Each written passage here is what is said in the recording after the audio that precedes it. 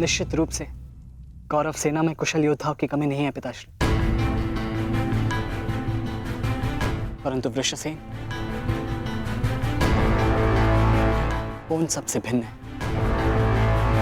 उसकी सोच, उसकी प्रतिभा, उसका तेज प्रशंसनीय है। उससे द्वंद्व करते समय मैंने बहुत कुछ सीखा। यदि वो कौरव के पक्ष में ना होता तो निश्चित रूप से मेरा अभिन्न मित्र होता।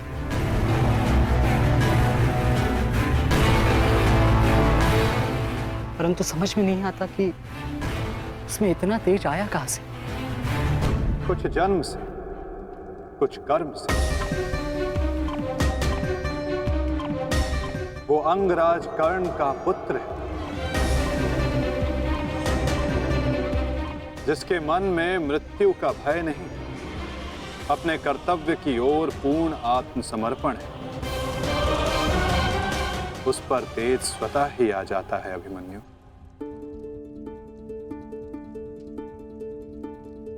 मैं अपने कर्तव्य से मुख नहीं मोड़ सकता माता, क्षमा चाहता हूं। आप मुझसे मेरे प्राण भी मांगेंगी तो मैं अभी अपना शीश काटकर आपके चरणों में रख दूंगा, परंतु मैं अपने वचन से विमुक्त नहीं हो सकता माता। मैं वचनबद्ध हूं। मैं युद्ध में पराजित होकर लौटने वाला नहीं, या तो मैं विजयी होकर कंधों पर बैठकर आऊंगा, या वीर गति को प्राप्त करके कंधों पर लेटकर।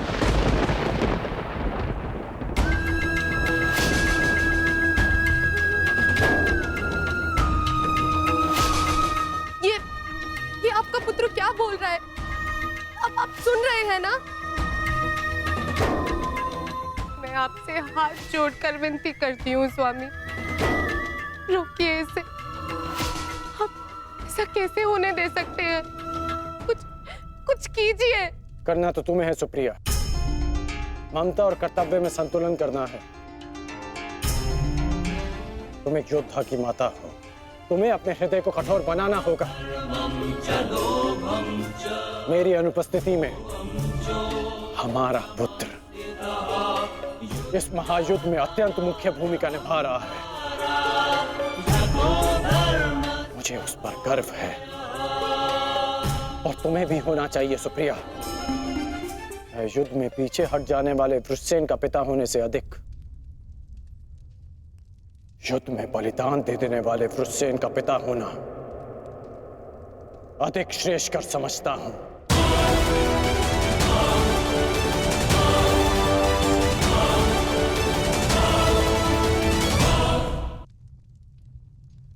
और तुम्हें भी समझना चाहिए सुप्रिया, तुम उसकी माता हो, उसकी शक्ति बनो, उसकी दुर्बलता नहीं।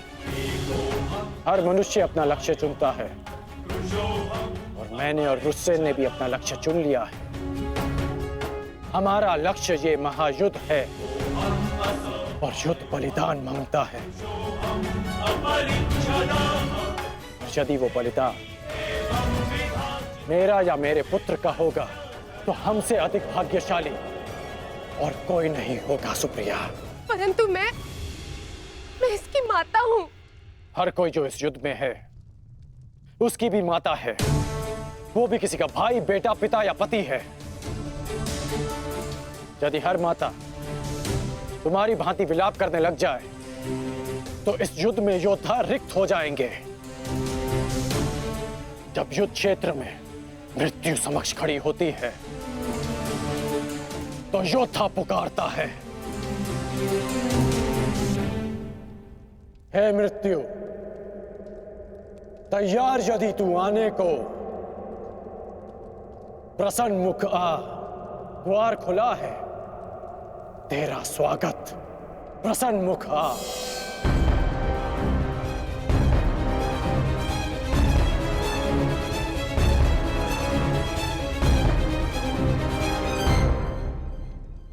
दो महायोद्धाओं के समक्ष एक दुर्बल माता कैसे जीत सकती है? यदि आपने निर्णय ले ही लिया है तो ठीक है, किंतु एक बात स्मरण रखना, यदि मेरे पुत्र को कुछ भी हुआ तो उसके उत्तरदायी आप होंगे, और इसके लिए मैं आपको कभी क्षमा नहीं करूंगी।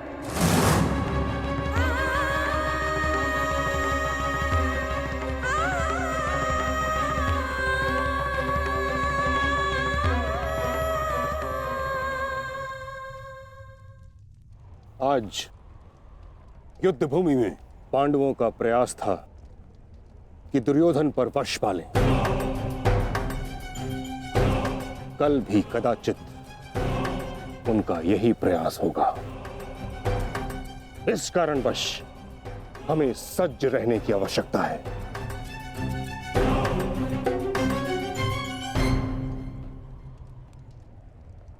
कल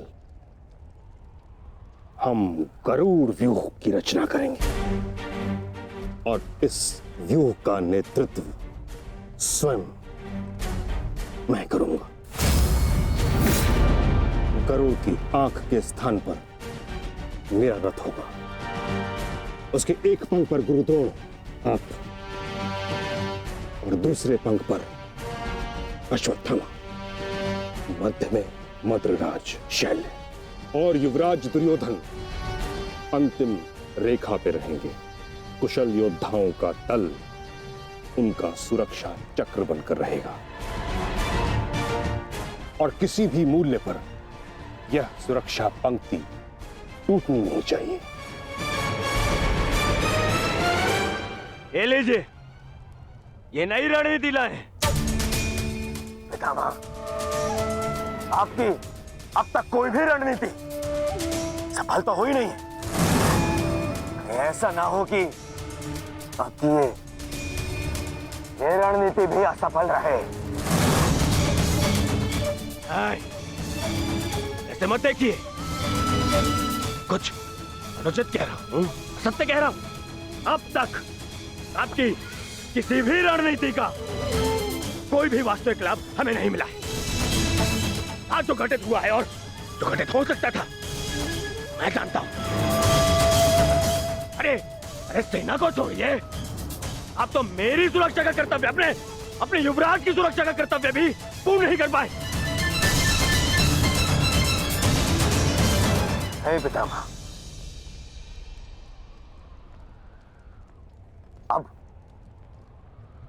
मुझे आप पर विश्वास नहीं रहा पितामह।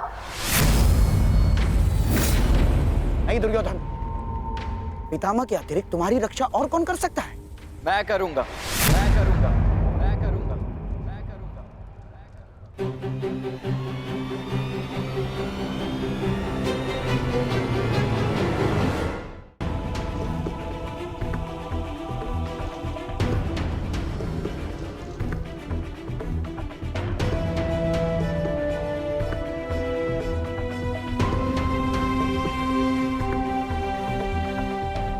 मैं मानता हूं मैं महामहिम के समक्ष कुछ भी नहीं, और मैं हृदय से उनका सम्मान भी करता हूं।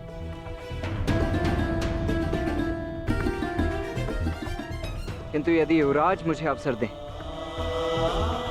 तो मैं उनकी सुरक्षा के लिए सदैव तत्पर रहूंगा।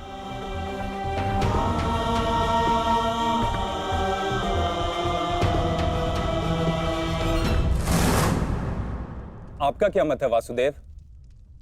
कल कौरव किस रणनीति के साथ युद्ध क्षेत्र में उतरेंगे?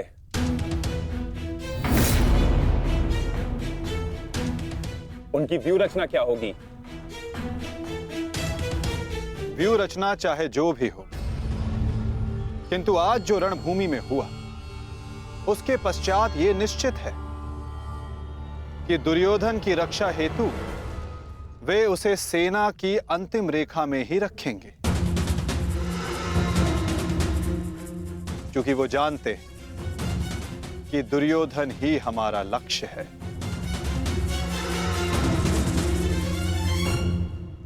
यदि ऐसा है तो फिर हमें कौन से व्यू का उपयोग करना चाहिए माधव? अर्धचंद्र व्यू पार्थ।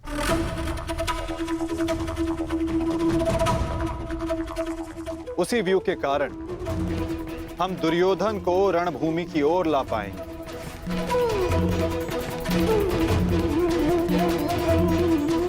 और यदि दुर्योधन व्यू से बाहर नहीं आया तो ये उसकी दुर्बलता समझी जाएगी और मानसिक पराजय भी।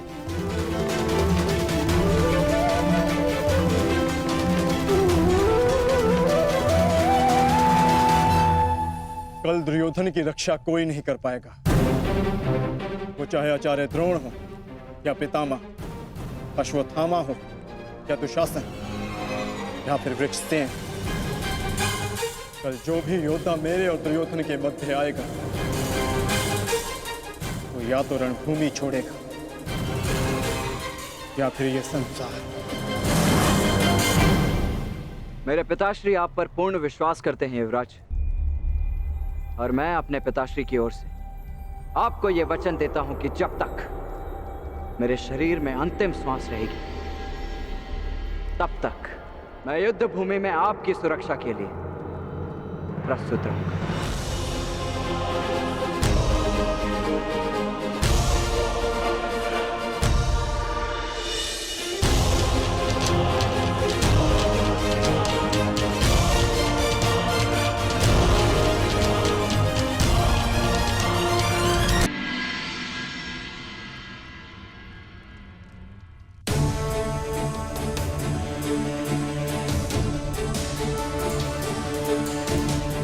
आज युद्ध का तीसरा दिन है। मेरी इच्छा है कि तुम हर परिस्थिति में मेरे साथ रहो। तुम्हारी सुरक्षा हेतु यह आवश्यक है।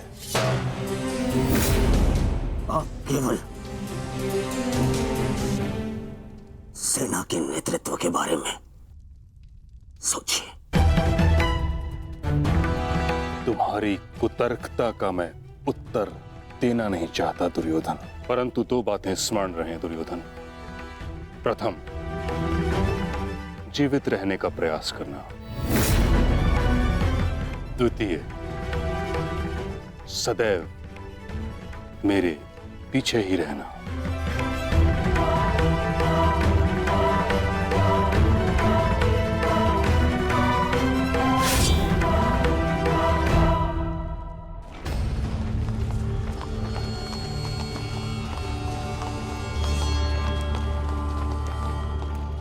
प्रणिपात पिताश्री।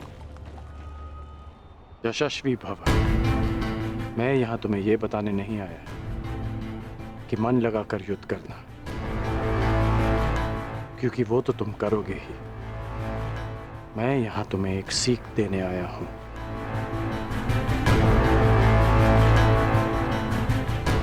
युद्ध क्षेत्र में योद्धा कहां है, ये जानने का सबसे अच्छा संकेत है उसके युद्ध की पताका। तुम्हें जिसकी भी रक्षा करनी है या जिस पर भी प्रहार करना है, उसके रथ की पताका को जानना, पहचानना बहुत आवश्यक है। मैंने ये तुमसे पहले नहीं कहा, पर आज कह रहा हूं कि मुझे स्वयं पर गर्व है कि मैं तुम्हारा पिता हूं।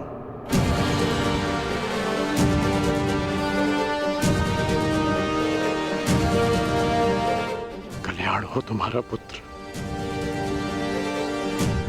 अपने पूरे कौशल से युद्ध करना और विजयी बनना, ताकि संसार स्मरण रखे कि तुम राधे कर्ण के पुत्र हो। सदा स्मरण रहेगा पिताश्री। जब मृत्यु युद्ध क्षेत्र में सामने खड़ी हो तो योद्धा कहता है, हे मृत्यु, तैयार यदि तू आने को, प्रसन्न मुखा। द्वार खुला है,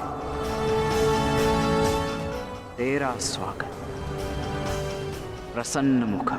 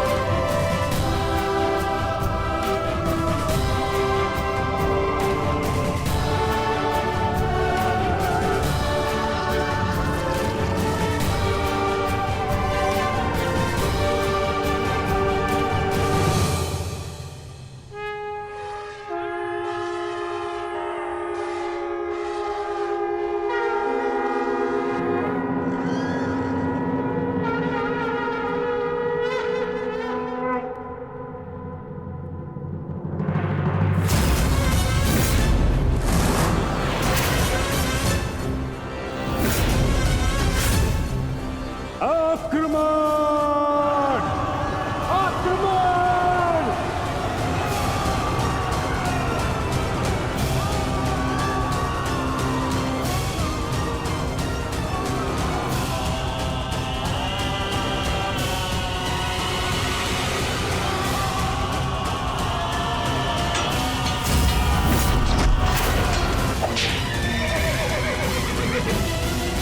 समय आ गया है पार्थ।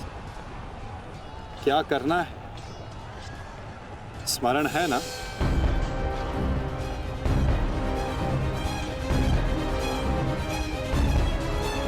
जी माधव। आज महामहिम भीष्म ने गरुड़ व्यूह का निर्माण किया है महाराज। किंतु पांडवों ने कौन सा व्यूह रचा है संजय? पांडवों ने अर्धचंद्र व्यूह की रचना की है महाराज। मूर्ख है युधिष्ठिर, कभी भी अर्धचंद्र व्यूह गरुड़ व्यूह को नहीं तोड़ सकता।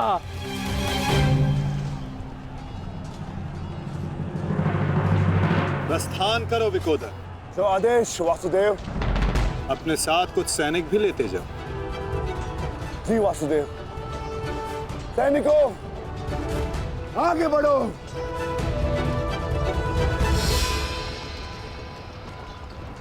क्षमा चाहता हूं माता, किंतु भ्राता भीम दुर्योधन और उसकी सेना के लिए अकेले ही पर्याप्त है। तो फिर आपने उनके साथ सैनिक क्यों भेजे? जिस कार्य के लिए विकोदर जा रहे हैं, वहां शत्रु का ध्यान बटाने के लिए उन्हें सैनिकों की आवश्यकता अवश्य पड़ेगी। तुम समझ रहे हो ना पार्थ?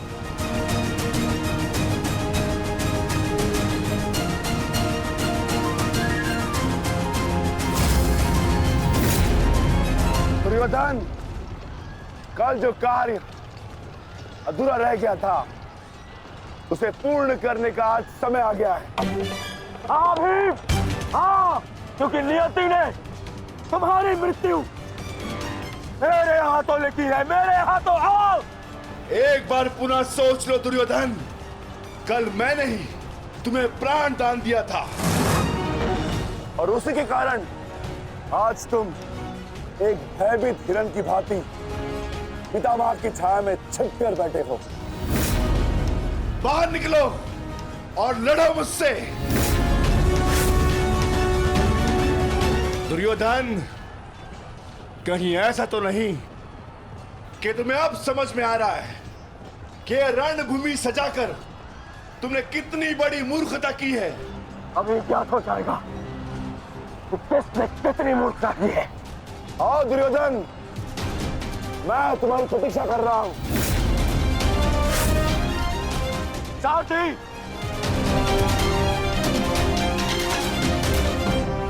पांडवों ने अर्धचंद्र व्यूह बनाया है। यदि युवराज इसमें फंस गए ना तो उनकी सुरक्षा करना असंभव हो जाएगा। कुछ ना कुछ तो करना होगा महामहिम। हमें इन्हें रोकना होगा। ये महामहिम।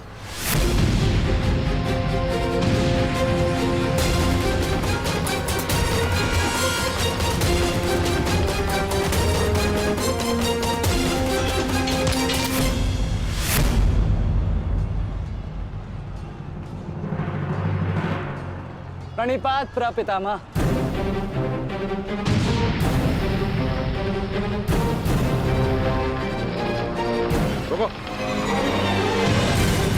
प्रणाम आचार्य। क्यों मेरे समक्ष आ जाते हो? मेरा जन्म ही सदैव आपके मार्ग में आने के लिए हुआ है आचार्य।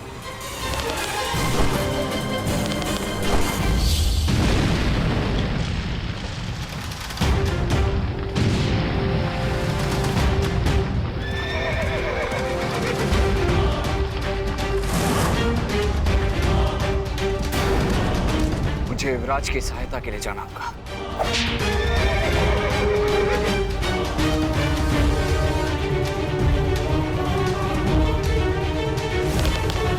सावधान दुर्योधन!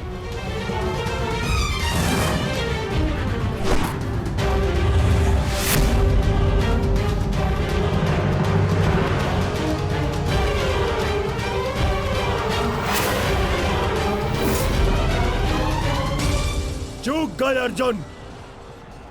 अपना एक बाण व्यर्थ कर दिया तुमने। ना मेरा बाण अपना लक्ष्य चूकता है और और ना मैं कोई बाण बिना लक्ष्य संधान करता हूं।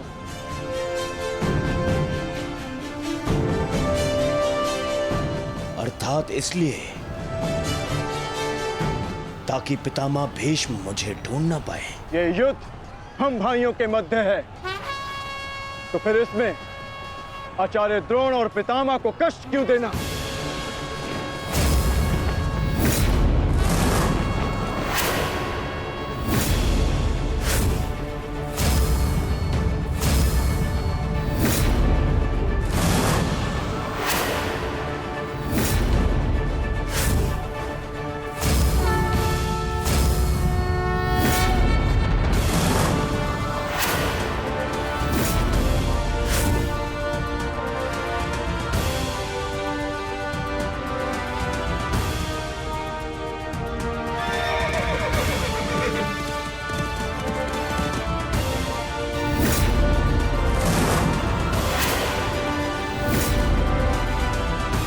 युद्ध क्षेत्र में योद्धा कहाँ है, ये जानने का सबसे अच्छा संकेत है उसके युद्ध की पताका। सारी पांडव पताकाएं एक साथ, अर्थात वहां कोई एक विशेष शत्रु है, और वो विशेष शत्रु युवराज दुर्योधन के अतिरिक्त और कोई नहीं हो सकता।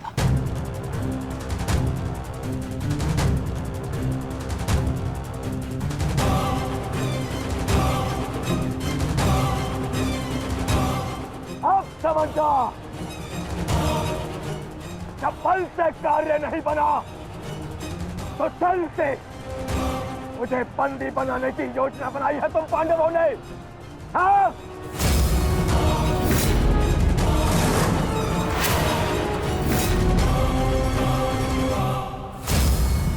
आओ!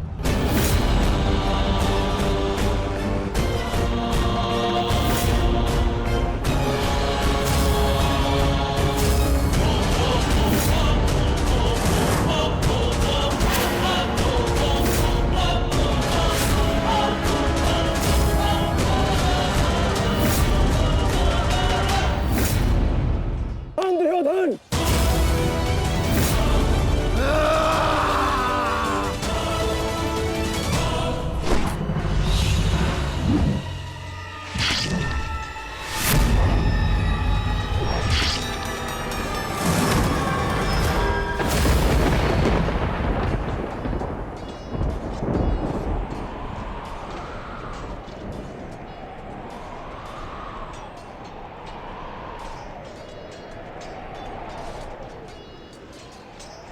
वृषसेन!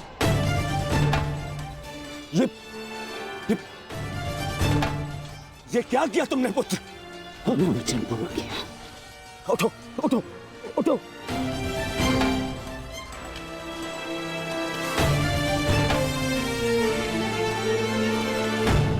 ये मेरे और इन पांडवों के मध्य का युद्ध है, तुम्हारा नहीं। तुम जाओ, ये मेरा आदेश है, जाओ यहाँ से। आज यदि स्वयं ईश्वर भी मुझे आदेश दे तो मुझे स्वीकार नहीं है युवराज। आपके द्वार से कोई खाली हाथ नहीं लौटना चाहिए युवराज। शत्रु युद्ध मांग रहा है यार। आइए मिलकर उसे युद्ध का आनंद देते हैं।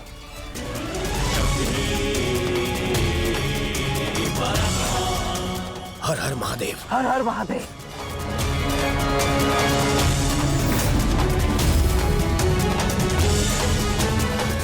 उठ जाओ वृषसेन! आज मेरे और दुर्योधन के मध्य जो भी आएगा या तो रणभूमि से जाएगा या संसार से।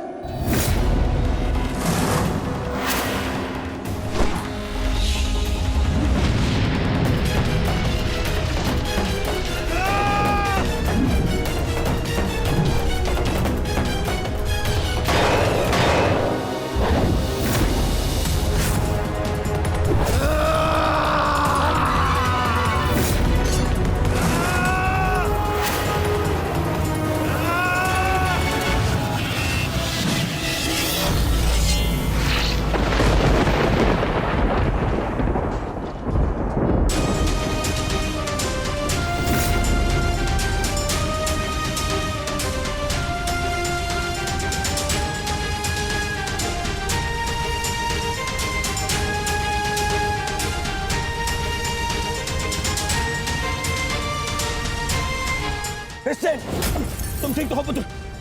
हाँ? आप मेरी चिंता मत कीजिए युवराज, आप स्वयं। क्रिश्चियन!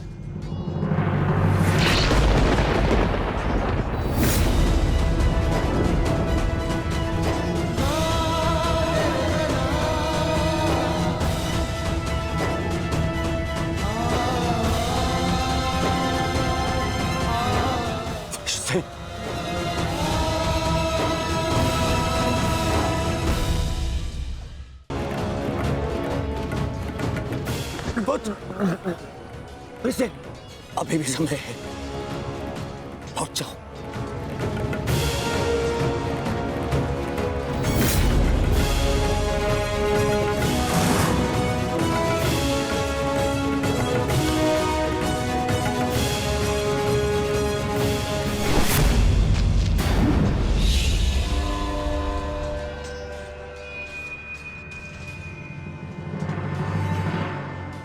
सूर्यास्त होने को है अर्जुन, संधान करो।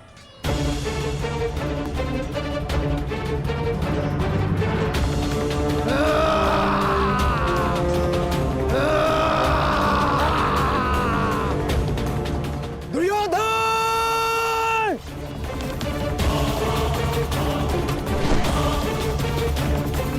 युवराज!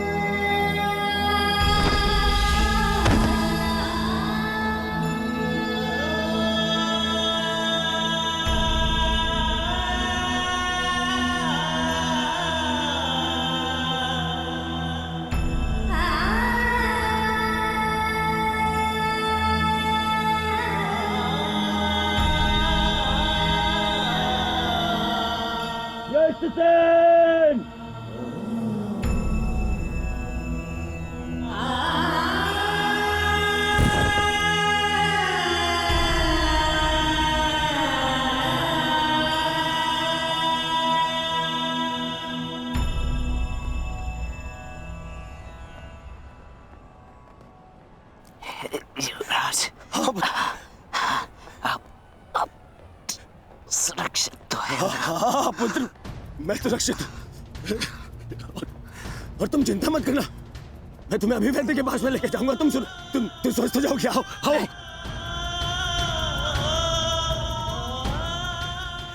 नहीं युवराज, मेरे पास समय नहीं है। नहीं।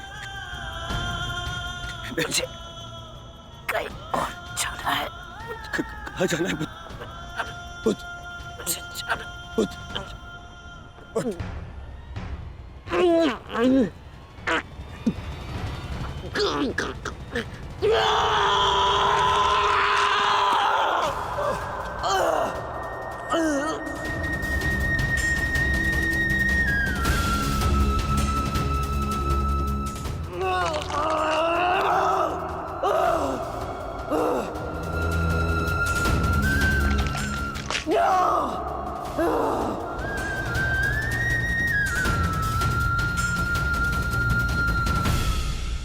इस संसार से जाने से पूर्व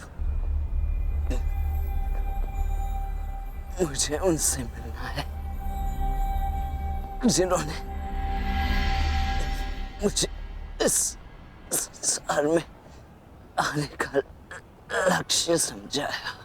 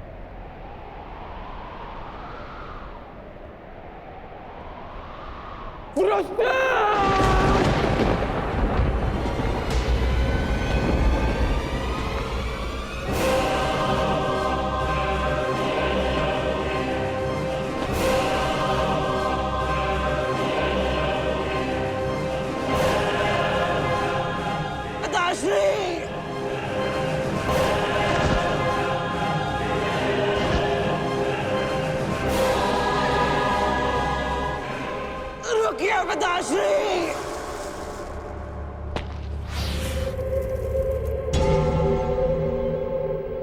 आप वचनबद्ध हैं। आप व्यापार नहीं करेंगे। मैं नहीं चाहता कि कल कोई कहे कि वृषसेन के कारण वचनवीर कर्ण ने अपना वचन तोड़ दिया।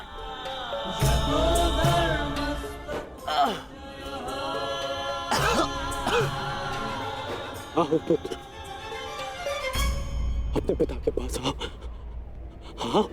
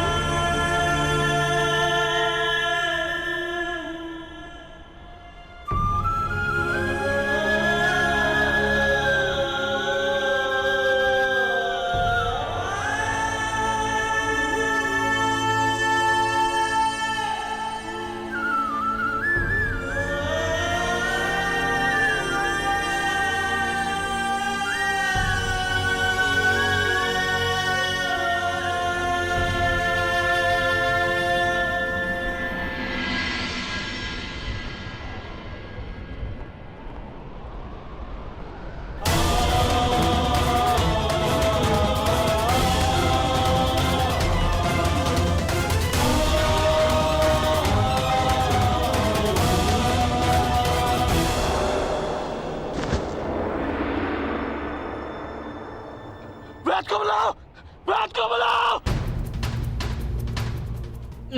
मैंने अपना वचन पूरा किया पिताजी। तुम्हें कुछ नहीं होगा, कुछ नहीं होगा तुम्हें। जब मृत्यु समक्ष खड़ी हो तो क्या कहता है? हे मृत्यु, यार यदि तू आने को प्रसन्न मुख द्वार खुला है, तेरा स्वागत प्रसन्न मुख।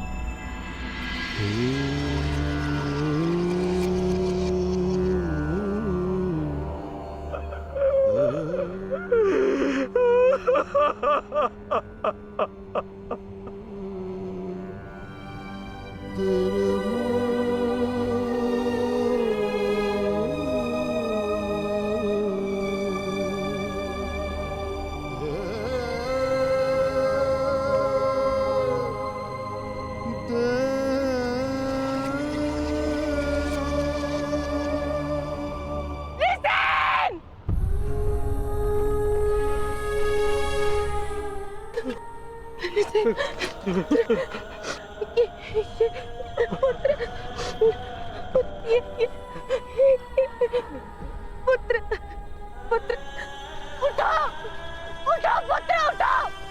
तुम्हारी माता तुम्हें इसकी आज्ञा नहीं देती। उठाओ उठाओ पुत्र उठाओ।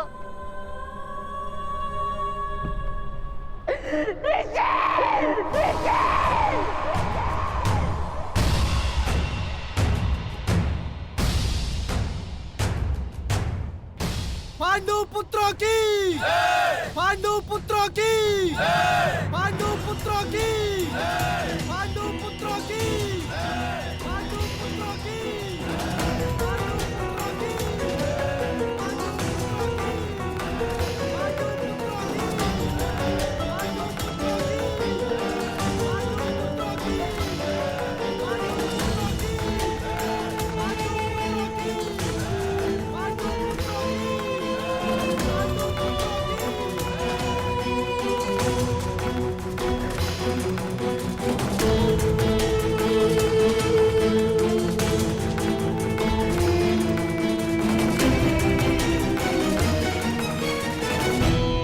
किस बात का उत्सव मनाया जा रहा है पांचाल कुमार?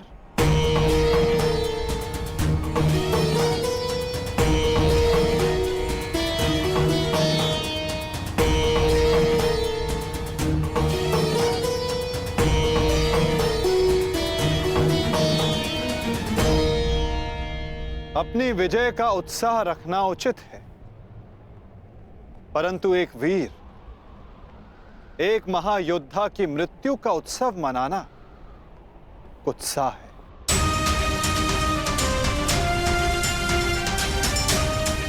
जब वीर उत्तर की मृत्यु पे हमने शोक मनाया था, तो आज वृषसेन की मृत्यु पर हमें उत्सव नहीं मनाना चाहिए।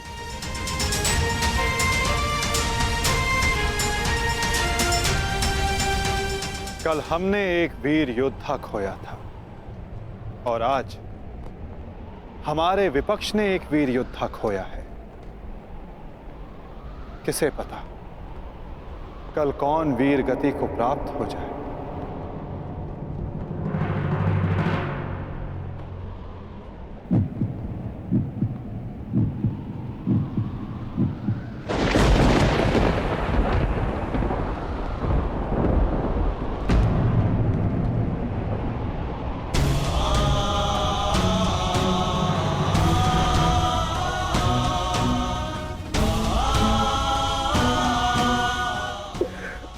मुझे मैं तुम्हारे पुत्र की रक्षा नहीं कर पाया मित्र। आज यदि मैं जीवित हूं तो केवल तुम्हारे इस वीर पुत्र के कारण। रक्षा तुम मुझे उसकी करनी चाहिए। मेरा पुत्र अपना कर्तव्य पूर्ण करते हुए वीर गति को प्राप्त हो गया। मुझे इस पर गर्व है।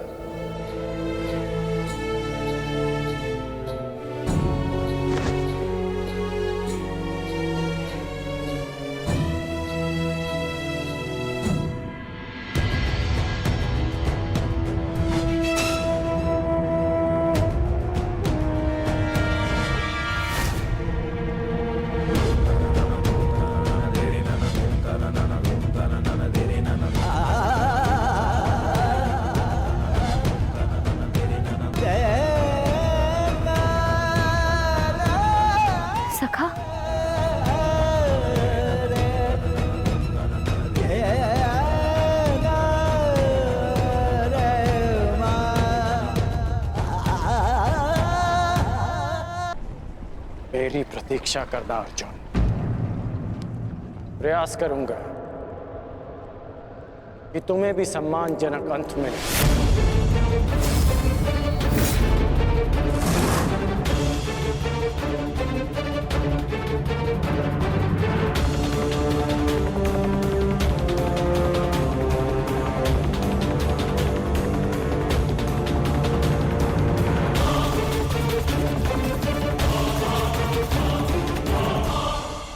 मित्र, इन पांडवों को इनकी नियति तक अवश्य पहुंचाऊंगा मैं, परंतु उससे पहले उस विश्वासघाती को उसकी नियति तक पहुंचाऊंगा। तू हमारे ही पक्ष में है।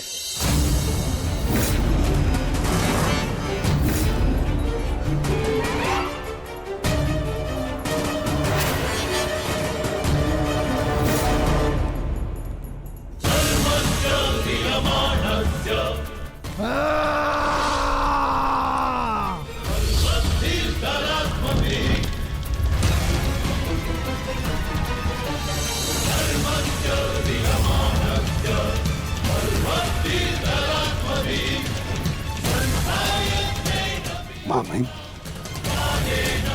महामहिम,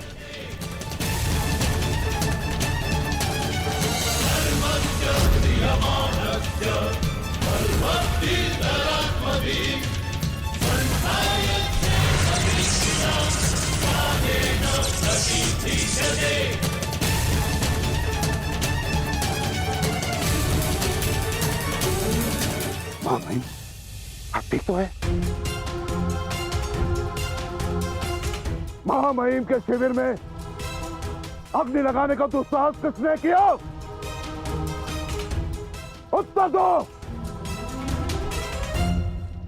एक विश्वासघाती को यही दंड मिलना चाहिए, यही।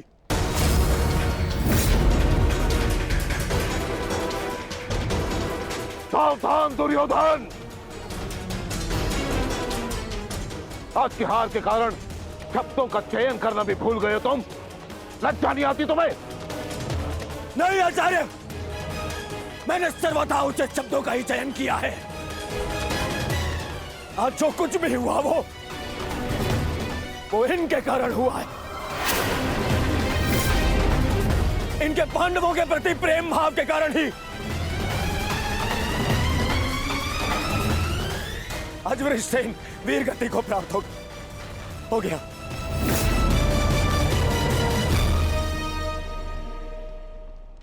इसीलिए मैं हस्तिनापुर का युवराज दुर्योधन आज अभी और इसी क्षण से आपको कौरव सेना के सेनापतित्व से मुक्त करता हूं। जाइए, चले जाइए वापस हस्तिनापुर और जाकर विश्राम करिए वहां।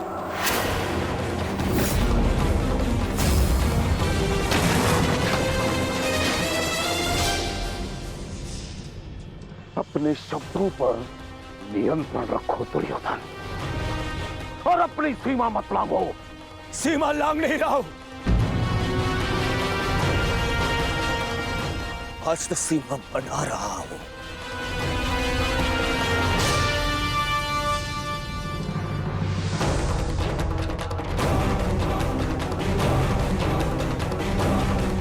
इस समय मैं ऐसे व्यक्ति के सामने खड़ा हूं जो हमसे अधिक हमारे शत्रुओं के पक्ष में है, जिनके मौन रहने के कारण ही मेरे मित्र ने अपना पुत्र और मैंने अपना रक्षक खो दिया। हस्तिनापुर के युवराज की सांसें चलती रहे तो उसने अपनी सांसें खो दी।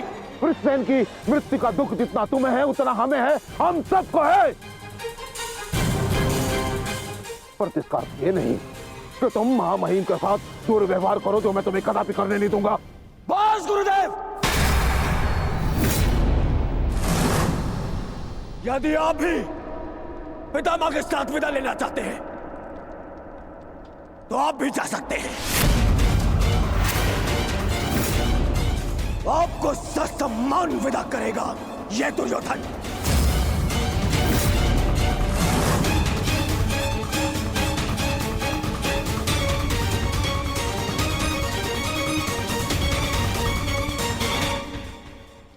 तैयार हो जाओ मित्र, कल से इस युद्ध में तुम अपने मित्र का साथ दोगे। इनसे कहीं अधिक इस युद्ध में मुझे तुम्हारी आवश्यकता है मित्र। दो सहोदर एक दूसरे का रक्त ना भाई, ये उत्तरदायित्व आपको ही लेना होगा ताश्री। प्राण की रक्षा केवल आप ही कर सकते हैं। कदापि नहीं। जब तक मैं युद्ध भूमि में उपस्थित हूं, तब तक अंगराज कर्ण युद्ध भूमि में पद नहीं रखेगा। क्यों मेरा मित्र मेरे साथ में युद्ध में खड़ा नहीं हो सकता? बताइए क्यों? कल को यदि फिर से मेरे प्राणों पर संकट आया, मेरे प्राणों की रक्षा कौन करेगा? मैं करूंगा तुम्हारी रक्षा। शत्रु को तुम्हारे समीप आने नहीं दूंगा।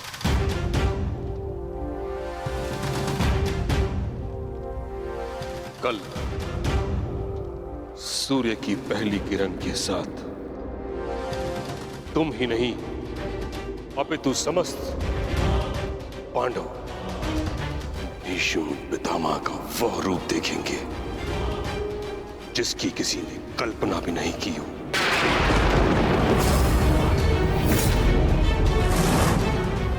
यह मेरा वचन है। अर्जुन हो या युधिष्ठिर, कृष्ण हो या भीम, गंगा पुत्र भीष्म के प्रताप के आगे झुकेंगे। यह मेरा वचन है।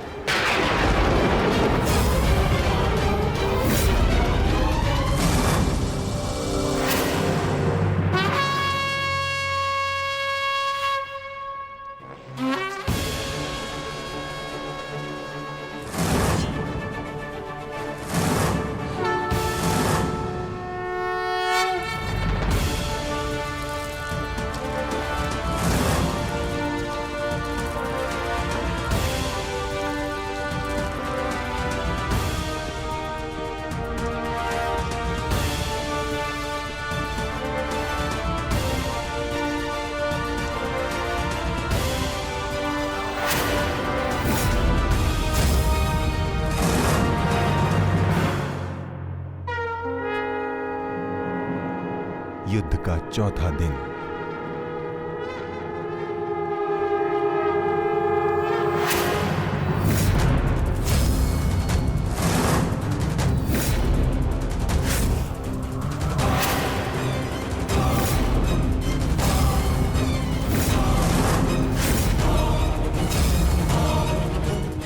पितामह, देव की रचना कीजिए। मुझे अपने प्राण का विश्वास दिलाइए पितामह। बस दुर्योधन, अन्य कोई व्यूह नहीं। चलो सारथी।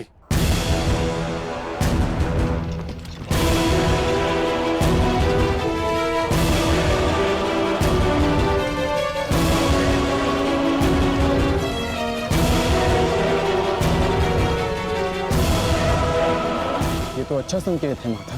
प्रतीत होता है कि पितामह इस नरसंहार को समाप्त करना चाहते हैं, इस युद्ध पर विराम चाहते हैं। गंगा पुत्र इस महायुद्ध पर विराम अवश्य लगाना चाहते हैं, परंतु अपने सभी शत्रुओं का अंत करने के पश्चात।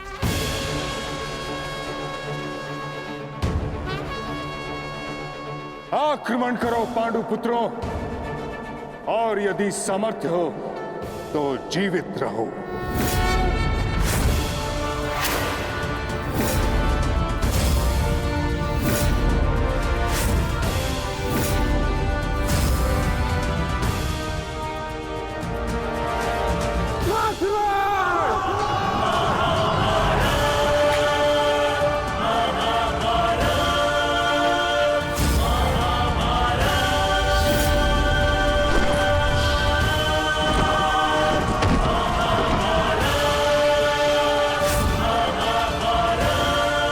क्या कर रहे पितामह? कभी कभी कर्तव्य की चेतना आकांक्षाओं के स्वप्न पर हावी हो जाती है।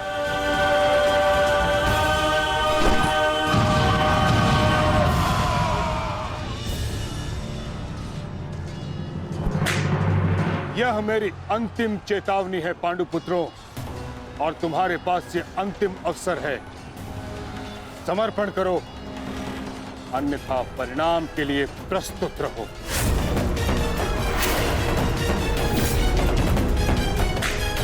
यदि समर्पण नहीं किया तो ऐसा संहार देखने को मिलेगा कि जिसकी आशा भी नहीं की होगी तुमने।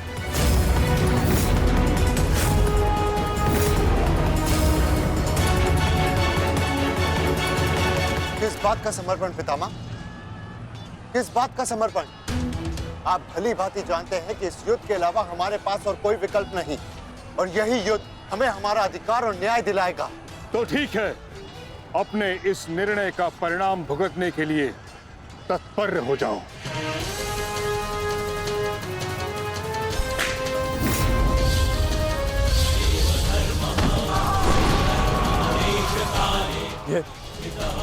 ये पितामह क्या कर रहे हैं? हमारे सैन्य बल का क्रूरता से अंत कर रहे हैं। अर्जुन, तुम्हें पितामह को रोकना होगा, क्योंकि हम सभी में केवल और केवल तुम ही इसमें सक्षम हो।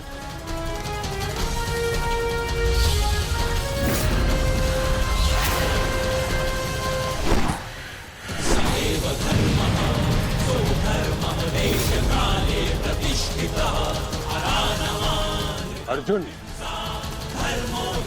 युद्ध करो अथवा समर्पण।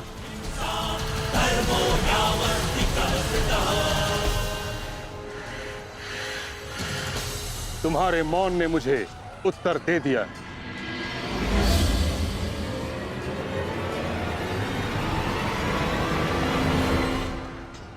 और तुम द्वंद्व करना चाहते हो भी या नहीं?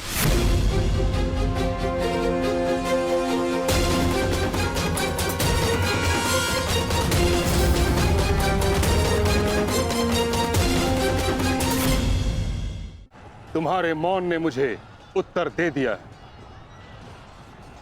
उचित होगा पितामह कि आप अपनी ओर से कौरवों को भी आक्रमण करने की अनुमति दीजिए, क्योंकि आप तो मेरे साथ द्वंद्व में व्यस्त होने वाले हैं।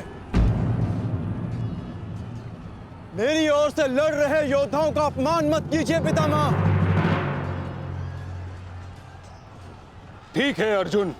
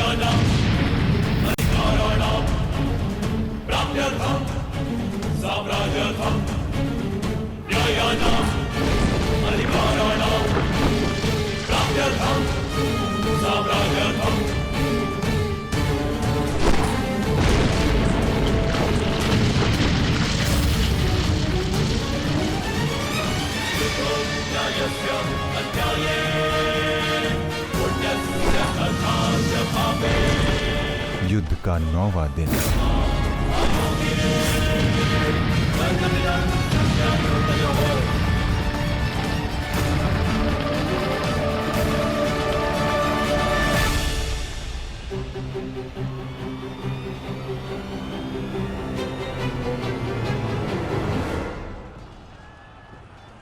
माधव, ये पितामह तो भ्राता युधिष्ठिर की ओर अपना रथ लेकर जा रहे हैं।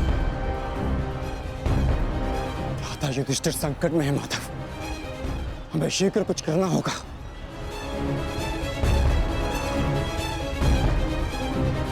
तुम भली भांति जानते हो युधिष्ठिर कि तुम मुझसे द्वंद्व करने में सक्षम नहीं हो। इस कारणवश अपने सैनिकों की आहुति देना बंद करो। समर्पण कर दो।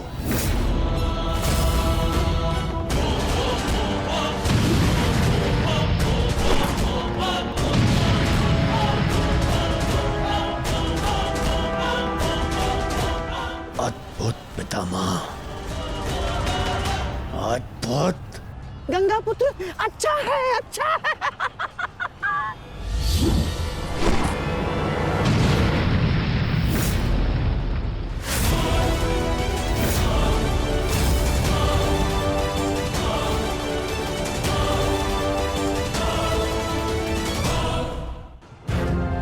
मेरे मार्ग से हट जाओ।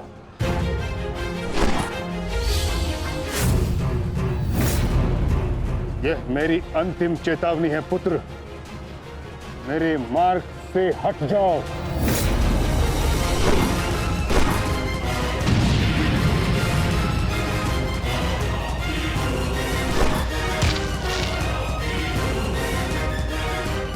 समर्पण करो।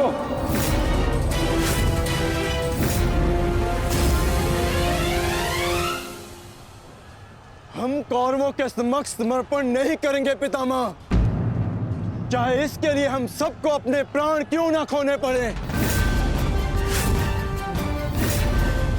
जब तक शरीर में अंतिम श्वास है, जब तक शरीर में रक्त की अंतिम बूंद है, हम समर्पण नहीं करेंगे पितामह, और ना ही हम रुकेंगे।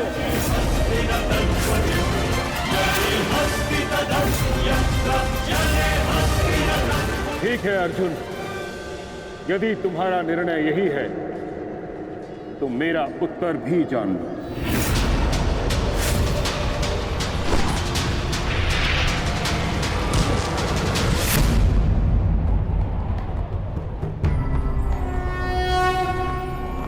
यदा यदा धर्मस्य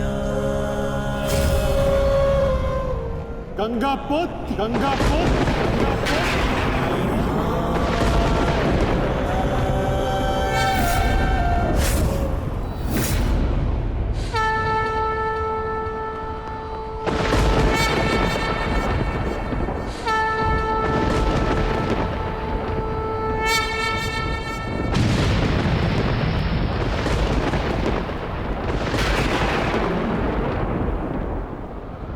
मेरे शस्त्र ना उठाने के दिए गए वचन को मेरी दुर्बलता मत समझना। स्मरण रखिए कि समय के साथ वचन के अर्थ का उत्थान ना होना धर्म नहीं, अधर्म होता है।